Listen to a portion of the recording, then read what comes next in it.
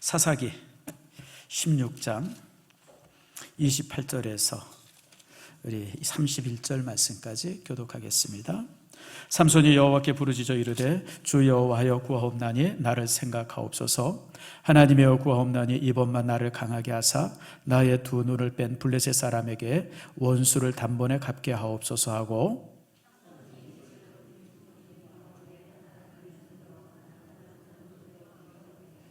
삼손이 이르되 블레셋 사람과 함께 죽기를 원하노라 하고 힘을 다하여 몸을 굽히매 그 집이 곧 무너져 그 안에 있는 모든 방백들과 온 백성에게 덮이니 삼손이 죽을 때에 죽인 자가 살았을 때에 죽인 자보다 더욱 많았더라.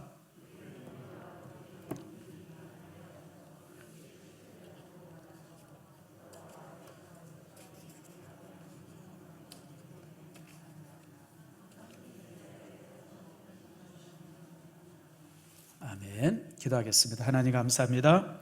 오늘 이 시간 우리가 하나님의 말씀을 나눕니다. 은혜가 되게 하시며 그 말씀 안에서 우리의 삶이 새롭게 만들어지게 해 주시옵소서. 주께서 하늘의 문을 열어주시고 가득 차고 놀라운 복이 임할 수 있도록 내 아버지 하나님 역사해 주시옵소서. 아버지 하나님 감사합니다. 이 시간 성령께서 전하시고 성령의 감동으로 말씀을 듣는 아버지 은총의 시간 되게 해 주시옵소서. 감사드리고 예수님의 이름으로 기도드립니다. 아멘. 오늘 우리가 여러분들과 삼손 이야기, 삼손에 관한 이야기를 함께 이제 나눕니다. 아마 성경 이야기 중에서 삼손만큼 유명한 이야기가 없을 겁니다. 성경에 많은 얘기가 있죠. 그 중에 삼손 이야기는 참 영화로도 만들어지고 노래도 만들어지고 막 그랬죠. 영화 한 50여 년 전에 만들어진 영화 삼손과 드릴라 아마 기억나실 겁니다. 그리고 여러분 탐 조슨이 불렀던 노래 있죠. 딜라일라. 그 딜라일라가 드릴라의 영어식 발음입니다. 그러니까 그 노래로도 나오고 아주 유명한 노래 아니에요. 탐 존슨의 최고의 노래죠. 그리고 또 이제 여러분 혹시 가방 중에서 샘소나이트라고 가방 가지고 있는 분이 있어요? 여행 가방. 샘소나이트 있는 분 한번 손 들어보세요. 부자. 이 샘소나이트 가방은 부자 만듭니다.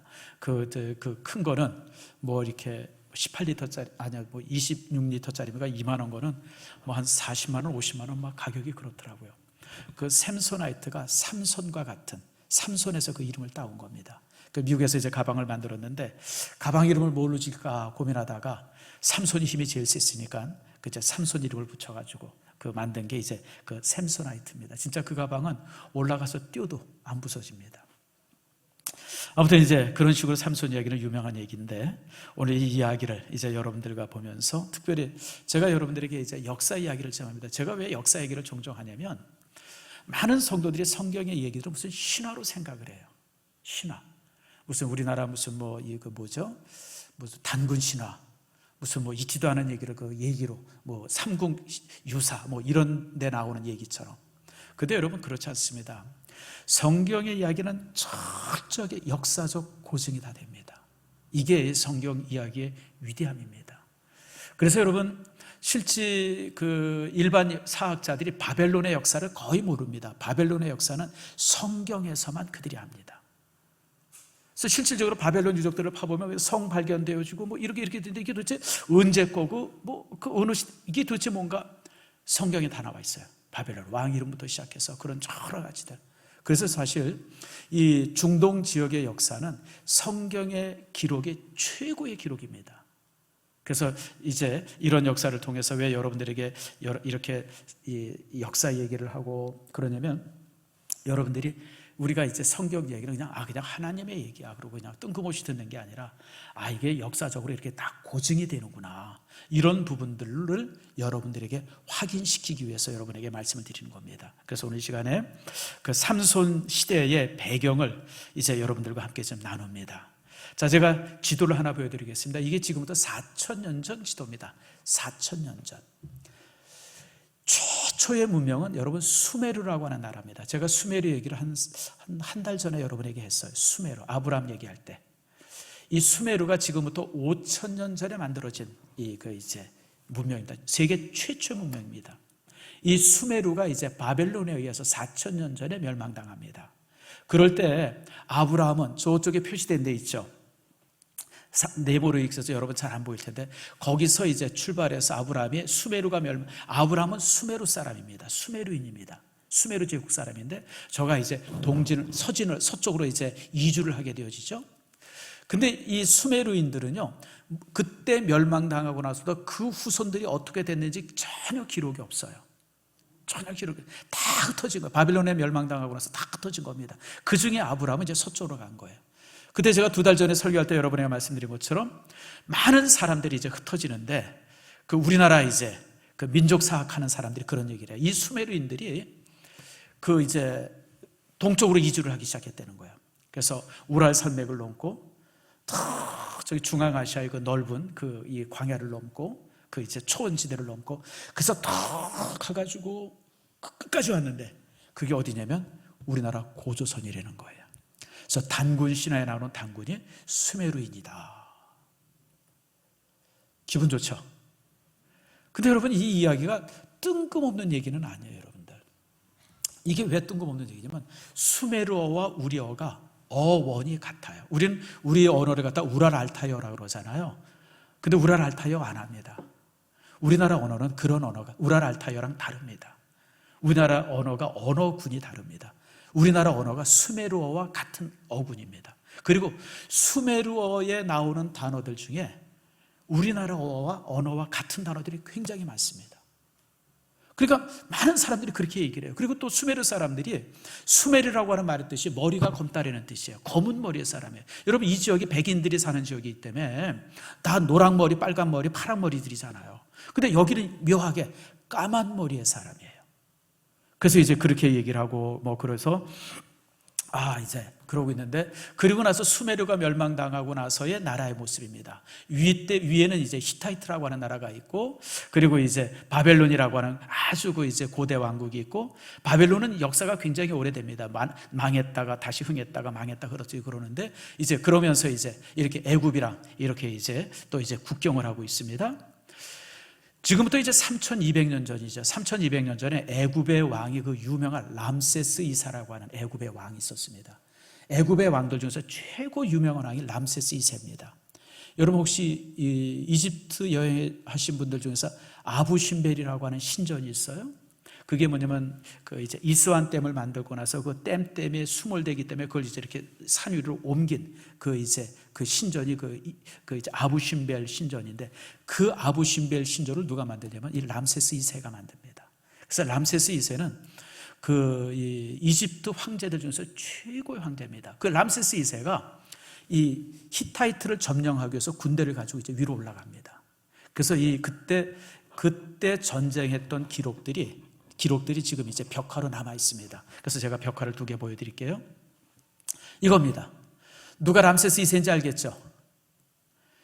이 이집트인들은 그림을 그릴 때 중요한 사람은 항상 크게 그립니다. 원근법이랑 전혀 상관없어요. 원근법은 언제 만들어지면 저기 이제 15세기 그 이제 다빈치라든지 이런 사람에 의해서 잘 만들어지고 실질적으로 이 원근법을 만든 사람은 다빈치는 아닙니다. 다른 사람이 만들었는데 다빈치가 그것을 가장 잘 이용했죠. 근데 이제 그 원근법이라고 하는 것은 이제 그 다빈치 시대 때 르네상스 시대에 있었고 그 이전에는 모든 그림에 있어서 항상 중요인들은 크게 그립니다. 그리고 별 볼 일 없으면 작게 그립니다. 그래서 이렇게 그림을 딱 보면 왕은 항상 크게 그려져요. 저 사람이 이제 람세스 2세가 활을 쏘고 있고 어디를 이제 공격하고 있습니까? 성을 공격하고 있죠. 그 성이 어디냐면 카데시라고 하는 아주 옛날 성입니다. 그래서 이 전쟁을 카데시 전투라 그래서 세계 최초의 국가 대 국가가 붙었던 전쟁이 카데시 전투입니다. 그게 지금 이제 우리나라 이제 지금으로 보면 시리아 쪽 이제 그쪽에 있어요 전투인데 그리고 이제 또 그림이 또 하나 있어요. 똑같은 그림입니다. 말 타고 있는 사람은 이제 람세스 2세고요. 저 성이 이제 카데시라고 하는 성이고 그 옆에 이제 이렇게 파란색 있죠. 왜냐면 이 카데시라고 하는 성이 이렇게 그 이제 이 물 가운데 강 옆에 있는 성이에요. 그래서 이제 요게 이제 그 당시 이제 그러니까 3200년 전입니다. 3200년 전 그림인데 바벨론이 멸망당하고 이제 아시리아라고 하는 나라가 만들어지고 위에는 히타이트 이 해쪽석 있죠. 해쪽석. 그리고 밑에는 이집트. 그 파란색이랑 이 노란색 국경 지역 있죠. 거기가 카데시입니다. 거기서 전투를 합니다. 거기서 전투를 하죠. 그게 이게 3200년 전이에요. 그리고 이제 저쪽 그리스에서는 미케네 문명이 막 이제 시작되어지고 그랬어요. 여기 이제 3200년 전입니다. 근데 3000년 전쯤 되어져서, 그러니까 이 카데시 전투가 있고 나서 한 200년이 지나고 나서 무슨 일이 생기냐면, 이 미케네 문명 그 근처, 그쪽 그 이제 터키 동쪽이죠. 흑해 지역. 이쪽에서 바다의 민족이라고 하는 민족이 나옵니다. 바다의 민족, 바다의 민족. 근데 이 바다의 민족이 나와가지고 이 주변을 완전히 멸망시킵니다. 미케네도 멸망시키고 그 해쪽 속도 멸망시킵니다. 그래가지고 이 사람들이 얼마나 철저하게 멸망시켰냐면, 그때부터 500년간 바로 이 히타이트 제국이 있던 자리, 그 다음에 이제 그 에게의 연안이죠. 이 국가들이 여기가 암흑시대입니다. 아무런 역사 흔적이 없어요. 고고학자들이 이렇게 연구해 보면 지금부터 3200년 전 문명들이 그쪽에서 많이 나오는데, 3200년서부터 시작해서 한 500년 동안은 어떤 역사적 유물들도 발견이 되지 않아요. 그저 폐허의 시대입니다.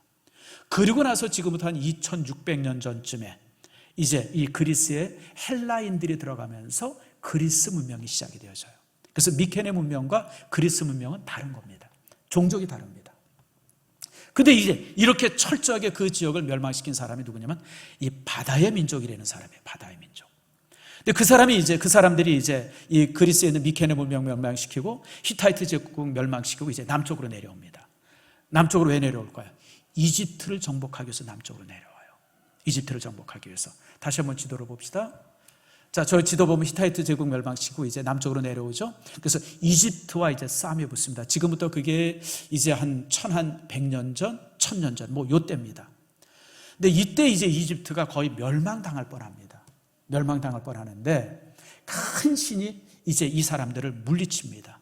그래서 이 사람들이 이제 밑으로 내려오다가 이제 이집트를 점령하지 못하고 그 중간에 머무릅니다. 머무르는데 그 머무는 곳이 어디냐면 그게 이제 여러분 가나안 땅이고, 그 머무르는 사람이 누구냐면 블레셋 족속입니다.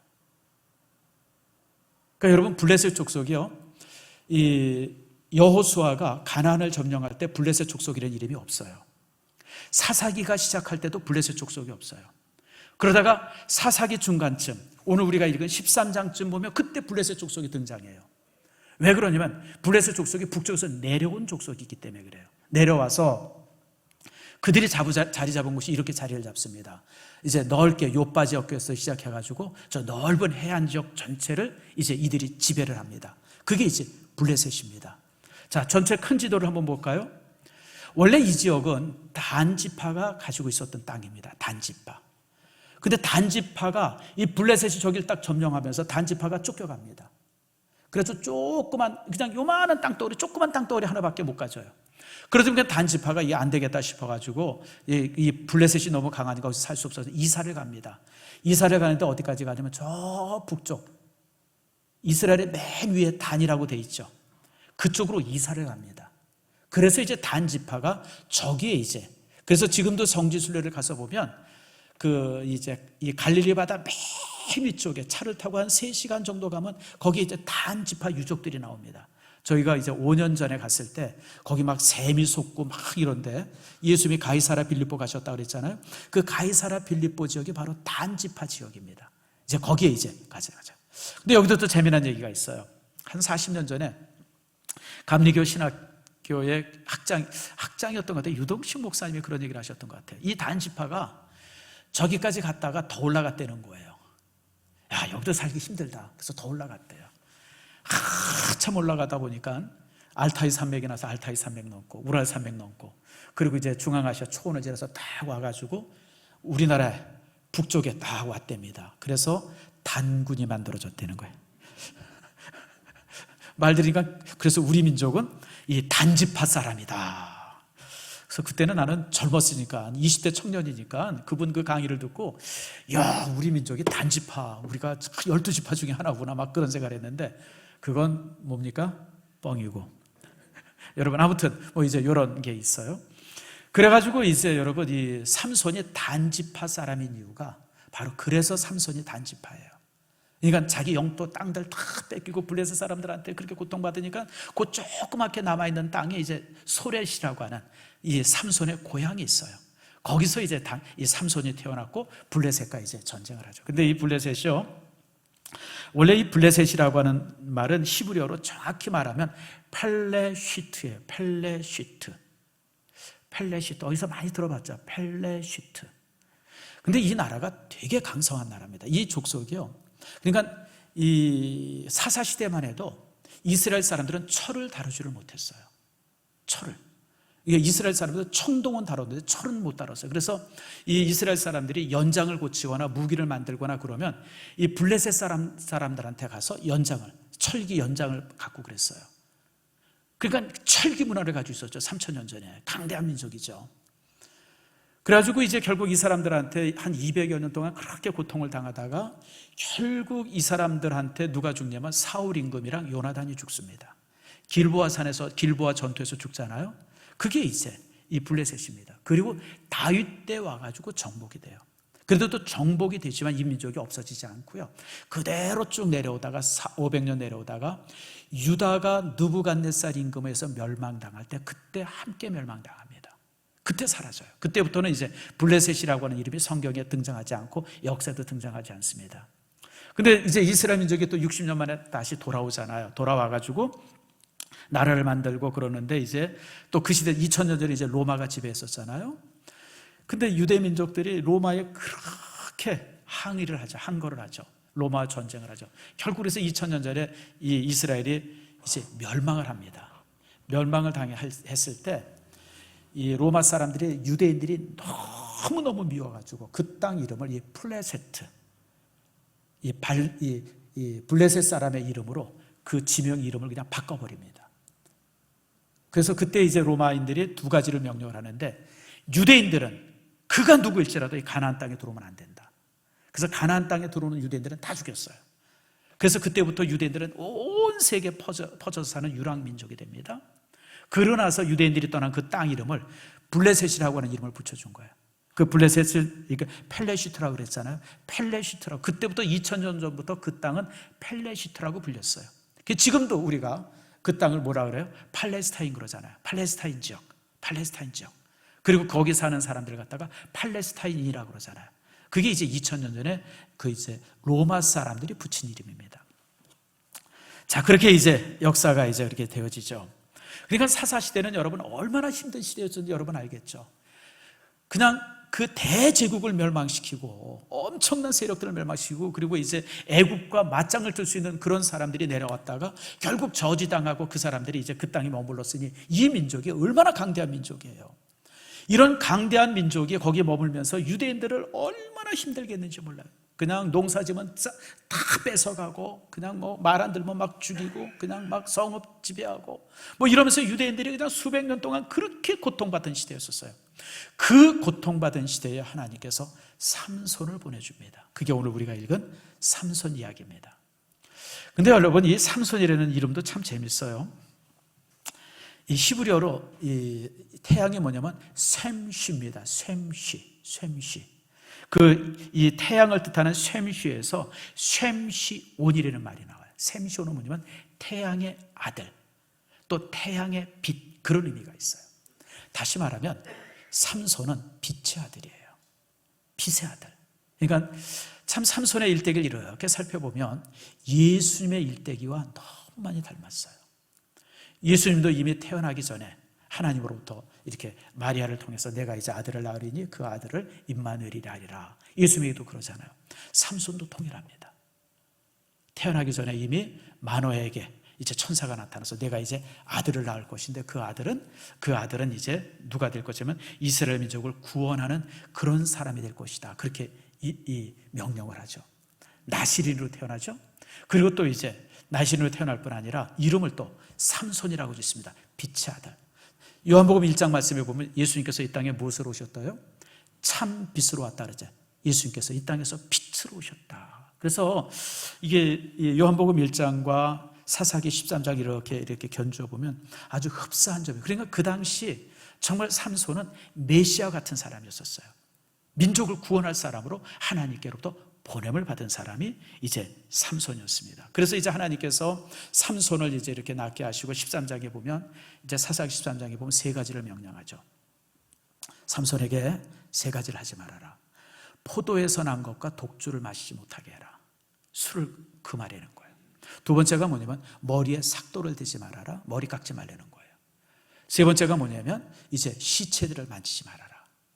근데 이게 무슨 의미냐면요, 첫 번째 이제 술을 금하라라고 하는 것은 하나님 외에는 그 어떤 것도 기쁨으로 여기지 말아라. 그게 이제 술을 금하라는 거예요. 여러분 왜 술 먹습니까? 왜 그 쓴 술을 먹어요? 저희 아버님이, 돌아가신 저희 아버님 술을 참 좋아하셨어요.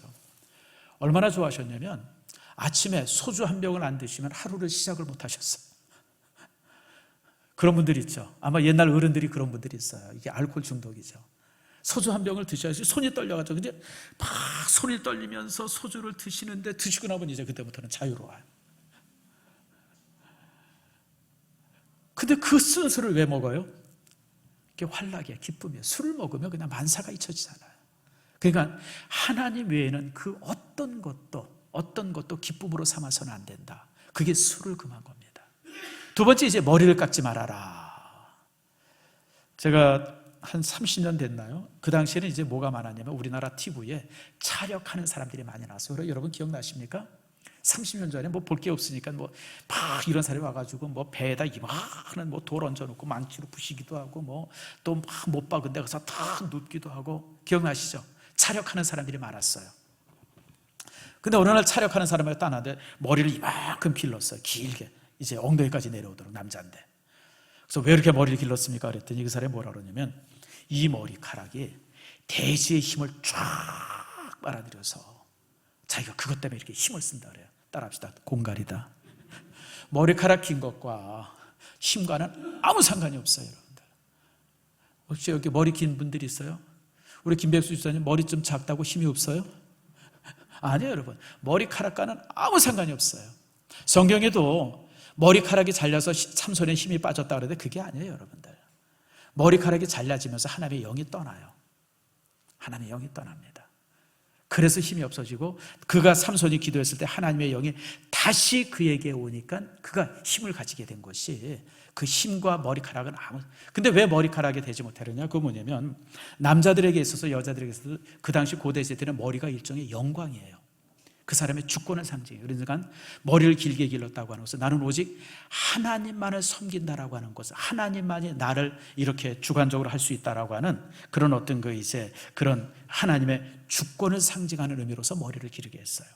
그리고 이제 시체를 가까이 하지 말라고 하는 것은 시체는 죽음 아닙니까? 죽음은 죄 때문에 죽지 않습니까? 그래서 이제 시체를 가까이 하지 말아라라고 하는 것은 바로 이제 죄를 멀리하라고 하는 그런 의미예요. 그래서 여러분 나시리는요, 첫 번째가 뭐냐면 나시리는 세상의 환락에 취하면 안 되고요.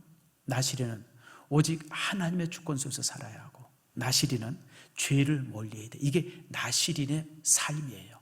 그렇게 살아야 돼요. 지금 이것을 이렇게 살펴보면 우리 믿음의 사람들과 여러분 우리가 다 나시린이에요. 우리도 하나님께서 택했기 때문에 믿음의 사람이 됩니다.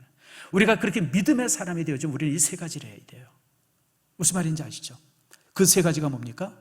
오직 하나님의 영광만이 기쁨이 되어야 되고, 두 번째로 뭐예요? 하나님만이 내 인생의 주권자가 되어야 되고, 그리고 또 우리가 죄를 멀리해야 돼요. 그것이 하나님으로부터 택함 받은 사람들의 삶이에요. 바로 이제 이 본문은 이제 우리에게 그걸 말하죠. 그러면서 하나님께서는 이제 삼손에게 하나님께서 능력을 주십니다. 그 능력이 힘입니다. 어마어마한 힘을 가진 사람이 되어져요. 얼마나 힘이 세냐면, 얼마나 있으면 나귀 턱뼈 가지고, 나귀 턱뼈라는 게 요만한 거 아닙니까? 나귀가 무슨 이런 나귀 턱뼈가 어디 있어? 요만한, 딱 손에 쥐면 요만한 거죠. 요만한 나귀 턱뼈 하나 가지고 몇 명을 죽이냐면 1000명을 때려 죽입니다. 여러분 이게 상상에 가요? 어떻게 1000명을 죽여요? 그럼 이게 거짓말이에요? 성경에 어떻게 거짓말이 있어요? 실제 그렇게 괴력의 사나이예요. 얼마나 힘이 세냐면 성문을 뛰어다가 성문을 그냥 가서 확 잡아 뜯어가지고 그걸 메고 그냥 산꼭대까지 뛰어 올라갔던 사람이에요. 여러분 집에 현관문 고장나면 여러분 어떻게 뜯을 수 있어요? 여러분 어림도 없죠, 여러분. 우리는 창문 하나 제대로 못 뜯는데 이 사람이 얼마나 힘이 세냐면 그냥 그 철로 된 성문을 그냥 뜯어가지고 짊어지고 산꼭대기로 올라가서도 괴력의 사나이에요. 혹시 여러분, 우리 젊은 친구들은 좀 알 텐데 미야모토 무사시라고 일본의 최고의 무사가 있어요. 혹시 미야모토 무사시 아시는 분? 이 사람이 쓴 오륜도라고 하는 책이 있는데 그 오륜도라는 책은 이제 손자병법처럼 아주 유명한 병법서입니다. 근데 이 미야모토 무사시는 이제 일본에서 이제 최고의 검사인데 어떤 사람이냐면 이도류, 칼을 둘을 쓰던 사람이에요. 원래 일본 칼은 타카나라고 그러던가 이게 검 하나를 가지고 싸는 게 일본 싸움인데 이 친구는 검 두 개를 가지고 싸워요. 그래서 이제 이도류라고 합니다. 이도류. 그래서 일본의 최고의 이제 무사들의 집단인데 이 미야모토 무사시가 이제 그렇게 일본 최고의 무사로 이렇게 발돋움하게 된 것이 그렇게 알려진 게 뭐냐면 한 가문과 싸워요. 근데 그 가문에 쉬운 명 가까이 되는 가문의 검사들이 나와요, 무사들이. 그리고 미야모토 무사시 혼자 나가. 그래서 1대 50인가 뭐 아무튼 그렇게 붙어요. 내가 정확한 숫자는 모르겠어요. 거기서 이기면서 이 사람이 일본 최고의 무사가 됩니다. 한 사람이 50명과 싸워서 죽이는 게 신화인데 그것도 칼을 가지고. 근데 여러분, 여기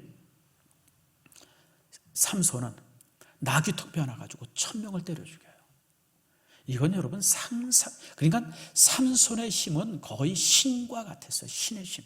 사람의 힘이 아니라 신의 힘이었었죠. 이런 사람이 이제 삼손입니다. 자, 그런데 우리가 여기서 이제 고민할 것이 바로 이 부분입니다. 근데 삼손은 이렇게 하나님께로부터 사명을 받고 태어난 사람이고 또 그렇게 키워진 사람이고 또 그렇게 해서 또 하나님께서 그에게 그런 힘을 주셨는데 저가 이 사명을 어떻게 사용했느냐라는 거예요. 어떻게? 이번에 우리가 이제 안수 집사와 권사를 뽑습니다. 오늘 이제 투표를 하죠. 또 여러분들 나름대로 이제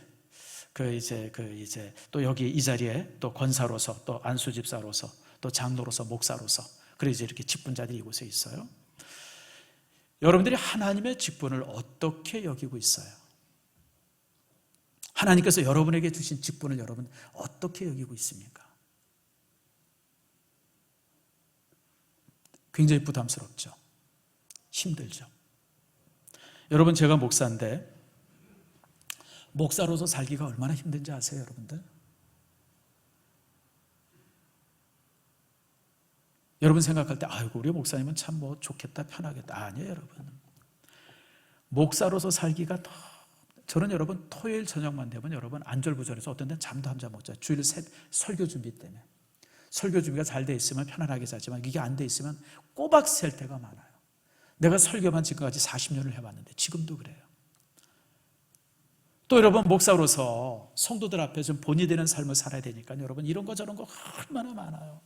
말도 착하게 해야죠. 내가 말 얼마나 착하게 해요, 여러분들. 뭐 그뿐 그렇습니까? 가고 싶은 데도 못 가죠. 갖고 싶은 것도 못 갔죠. 뭐 해보고 싶은 것도 못 해보죠. 내가 여러분 알다시피 제가 하고 싶은 게 얼마나 많은 사람이에요. 근데 그거 다 은퇴하면 하겠다. 은퇴하면 내가 할래. 지금은 내가 못해. 그리고 여러분 삶의 무게가 너무너무 힘들어요. 부담스럽고. 제가 전주에도 얘기했잖아요. 저 후배 목사 전화했을 때 제가 그런 얘기했잖아요. 이 목사, 우리가 하나님 앞에 목사로 부름을 받았는데 배달꾼으로 죽으면 안 되잖아. 택시 운전사로 죽으면 안 되잖아. 목사로 부름을 받았으면 목사로 죽어야지. 조금 견뎌봐. 더 좀 버텨봐. 하나님이 길을 주실 거야. 그리고 이제 전화를 끊었는데 사실 사명자로 산다는 게 참 쉽지가 않습니다. 그리고 이 사명은 굉장히 부담스럽습니다. 힘듭니다. 아마 여러분들도 마찬가지예요. 뭔가 이제 어느 자리에 있다가도 뭐 하자 이러도 내가 이 안수 집사인데, 내가 이 권사인데, 이거 내가 정로인데, 나 그거 못해. 그럼 아이고 옛날엔 잘했잖아. 아이고 옛날엔 잘 먹더니 왜 안 먹어? 아니야. 여러분 이게 참 쉽지가 않아요. 우리 그러고 살잖아요. 자, 그런데 그래서 사명은 짐이기도 하고 또 이제 영광이기도 합니다. 그런데 삼손의 삶을 보면 하나님의 사명자로 산 것이 한 번도 없어요. 그냥 자신에게 주어진 그 힘, 그 능력 가지고 그냥 바람 피고 아내 셋이 긋고 성질나면 그냥 사람 때려 죽이고 그냥 이런 게 삼손의 삶이지, 하나님 앞에 사명자로 산 쪽이에요. 사명자. 그러니까 다시 말하면 하나님께서 주신 사명을 너무 하찮게 여기고 살아왔던 거예요. 왜냐하면 너무 그가 능력자니까, 너무 대단한 힘을 가지고 있으니까, 너무 대단한 힘을 가지고 있어요.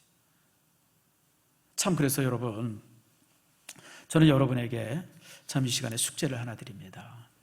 내가 하나님의 사명을 어떻게 생각하고 사는가, 항상 여러분 고민해야 돼요. 주님께서 내게 직분을 주셨는데 내 직분이요, 내 직분. 그리고 또 하나님께서 삼손에게 그 직분을 이루라고, 그 사명을 이루라고 힘을 주셨잖아요. 근데 삼손은 이 얻은 힘을 가지고 그냥 사자의 입을 찢어 죽이고 나귀 톡뼈로 1000명을 죽이고 그냥 막 이런 어떤 충동적이고 종잡을 수 없는 막 그런 일을 한 사람인데, 그것을 하나님을 위해서 사용하지 않아요. 자기 영광을 위해서, 자기 정욕을 위해서는 사용하는데, 주님이 주시는 은사들을. 그래서 여러분, 특별히 하나님께서 삼손에게 그 힘을 주시는데 그 힘이 삼손에게 있어서 최고의 단점이 되어버린 거예요. 그러니까 너무 힘이 세니까 엉뚱한데 그 장점들을 사용하죠. 하나님께서 참 귀한 주신 그 축복을 그냥 자신의 그 어떤 영광, 자신의 활락을 위해서 살아요. 활락을 위해서. 모든 일들을 힘으로 해결하려고 그러고, 여러분 신앙인들은 아무리 내가 힘이 있고 능력이 있어도 모든 일에 있어서 기도하면서 말씀에 순종하면서 일들을 이루는, 그게 다윗이잖아요. 다윗은 모든 부분들 자기가 아무리 능력자라도 항상 먼저 기도하고 시작했는데, 삼손은 한 번도 기도해 본 일이 없어요. 한 번도 기도해 본 일이 없어요. 그리고 자기 영광을 위해서, 활락을 위해서 그 모든 것을 그렇게 사용하죠. 뿐만 아니라 백성을 구원하라 그랬으면 백성들과 함께 해야 되는데, 여러분 삼손이 백성들과 함께 했던 적도 한 번도 없어요. 그냥 혼자 천방지축에 그냥 혼자 나가서 그냥 혼자. 제가 몇 주 전에도 여러분에게 말씀드린 것처럼 하나님의 일은 언제나 함께 하는 거예요. 내가 아무리 능력자라 할지라도 항상 함께 하는 거예요. 내가 아무리 대단한 능력자라 할지라도 함께 하는 거예요.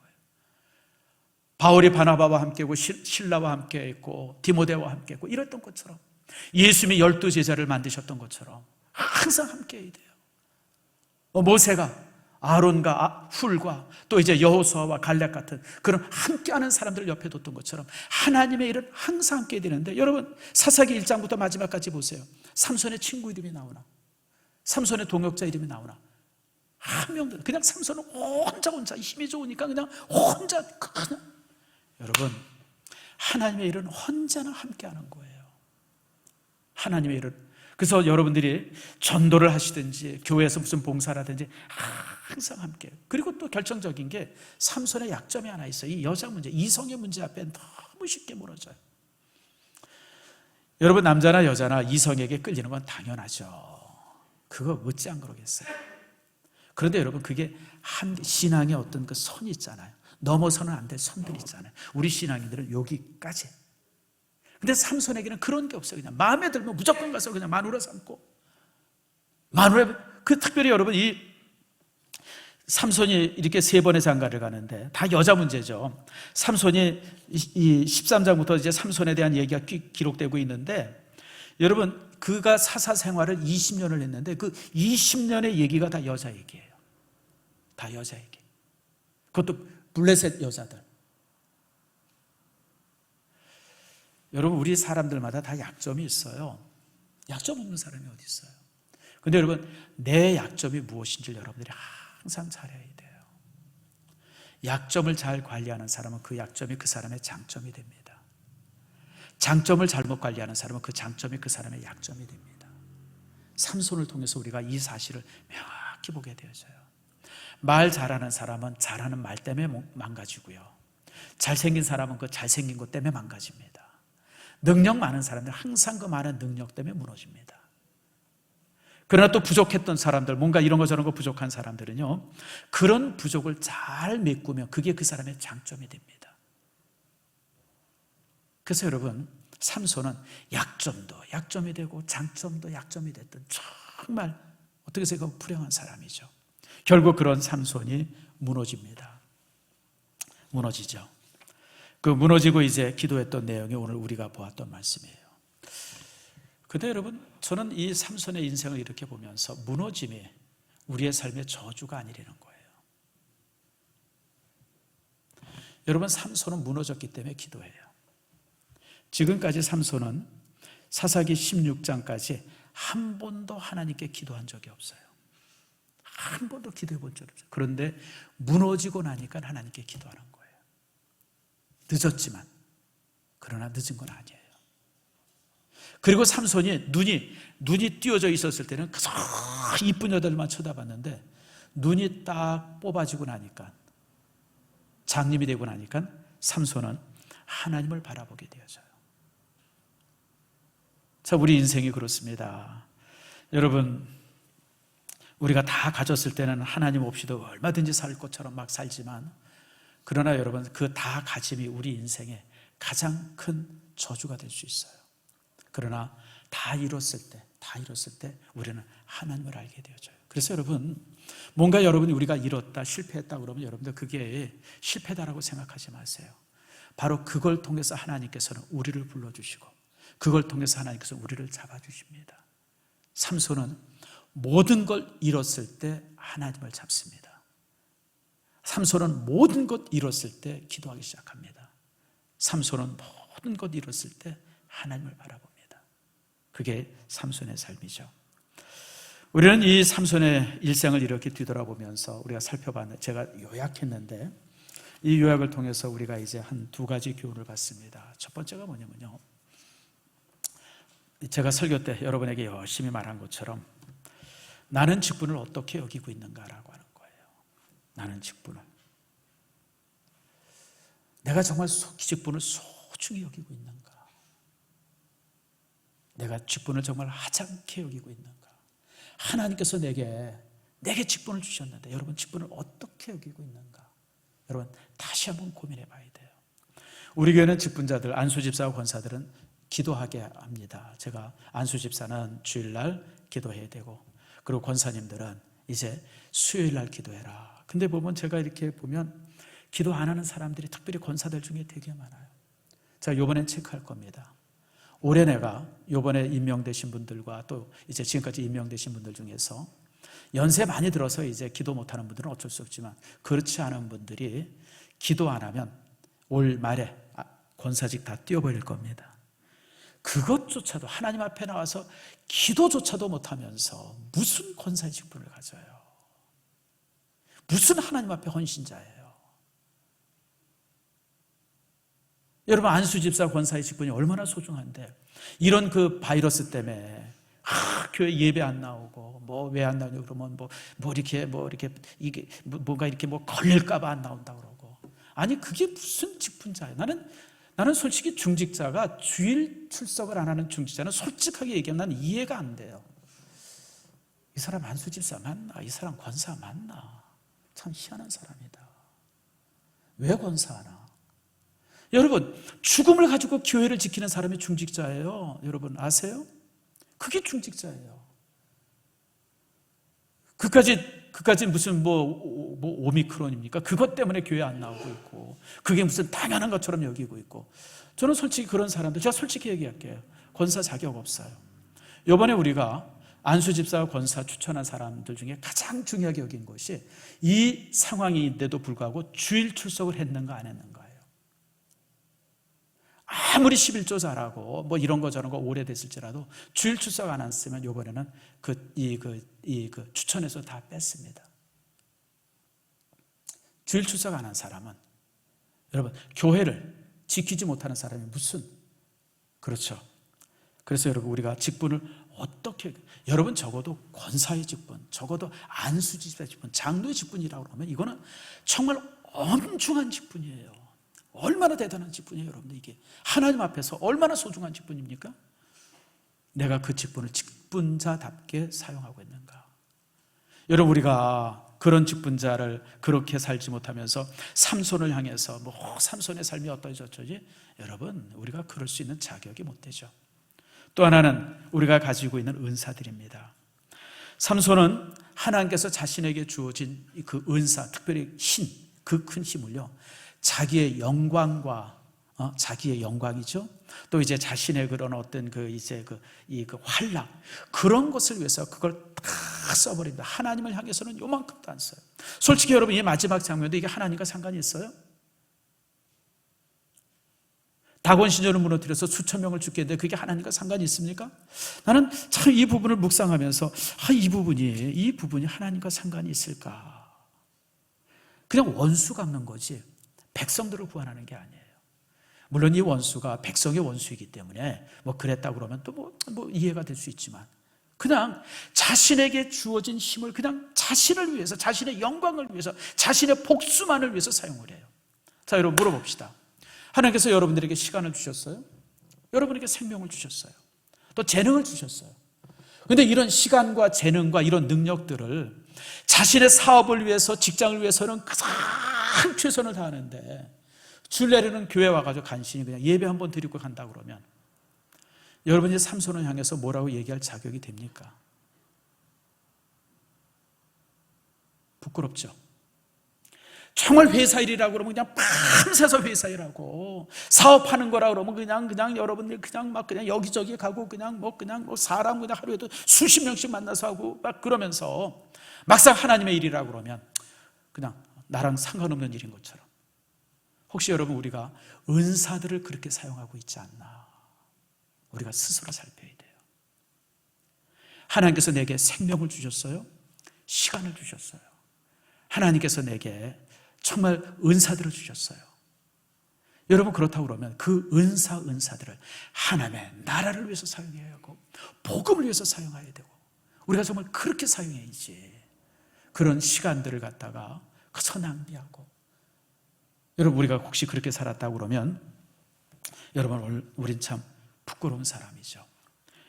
결국은 하나님께서 삼손을 다시 세움으로 인해서 이제 마지막에 하나님의 이제 일을 하게 하고 죽게 합니다만은, 하나님께서는 결코 우리를 버리지는 않지만, 그러나 지나온 삶이 부끄러움이 되지만 안 돼. 여러분, 생각을 해보세요. 40년을 살면서 평생 하나님 앞에 부끄러움했다 마지막 한순간 그냥 반짝이고 죽는 그런 부끄러운 삶이 되는 게 아니라, 우리가 평생을 살면서 하나님 앞에 영광이 되어지고, 그리고 주님 앞에 갈 때는 더 찬란하게 빛나다 가면 얼마나 복되겠어요. 얼마나 그 영광이 아름답겠습니까? 저도 그렇고 여러분도 그렇고 그런 삶이 되어지기를 축복합니다. 여러분, 우리 모두가 삼손 같은 사람이에요. 여러분, 아마 삼손보다 더 뛰어날 수도 있어요. 하나님께서 여러분에게 주신 기회와 시간들과 은사는, 정말 삼손은 힘만 셌죠. 여러분, 그까지 힘 가지고 뭐 하겠어요, 여러분들? 지금은 그것보다 훨씬 더 많은 힘들이 우리에게 주어졌어요. 우리에게 지혜를 주셨고, 하나님께서 우리에게 여러 가지 기회들을 주셨고, 또 이런 것 저런 거 주신 게 많은데, 그런 많은 것들을 자신을 위해서가 아니라 하나님의 나라를 위해서, 자기의 영광이 아니라 하나님의 영광을 위해서, 자신의 활락이 아니라 하나님의 기쁨을 위해서 사용할 수 있는 여러분들 모두가 되어지기를 축복합니다.